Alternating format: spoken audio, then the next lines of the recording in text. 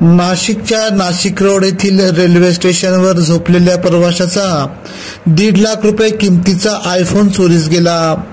मात्र रेल्वे पोलिसांनी अवघ्या 24 तासातच आरोपीला गजाआड केले। केरळमधील अनिल कुमार व्हीए हे प्रवासी प्लॅटफॉर्मवर झोपले असताना त्यांचा मोबाईल चोरीला गेला होता।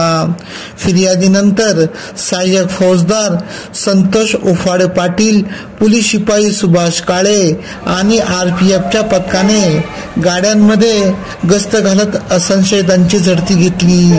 त्याच्यामध्ये चोरीचा आयफोन सापडल्याने त्याने गुन्ह्याची कबुली दिली।